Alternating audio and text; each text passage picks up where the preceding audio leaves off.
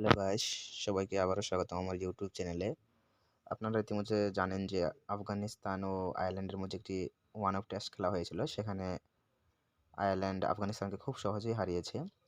যেখানে আফগানিস্তান প্রথমে ব্যাট করে প্রথম ইনিংসে ১৫৫ রান করে এবং সেই ১৫৫ রানের জবাবে যখন আয়ারল্যান্ড ব্যাট করতে নামে তারা ২৬৩ রানে তাদের প্রথম ইনিংস সমাপ্ত করে। যেখানে আয়ারল্যান্ড ১০৮ রানের একটা মোটামুটি ভালো একটা লিড নেয়।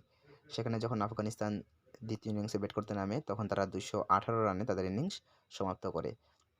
২১৮ রানিং ইনিংস সমাপ্ত করে যখন আফগানিস্তান তখন আয়ারল্যান্ডের কাছে জয়ের লক্ষ্য হয়ে দাঁড়ায় ১১১ রানের। যা নাকি আয়ারল্যান্ড খুব সহজেই মাত্র ৪ উইকেট হারিয়ে তাদের প্রয়োজনীয় রান সংগ্রহ করে নেয়। যেখানে আফগানিস্তানের একটি হতাশাজনক পরাজয় আমি বলব। তারা ব্যাটিং তেমনভাবে ভালো করতে পারেননি। বোলিং বিভাগও ব্যর্থ হয়েছে।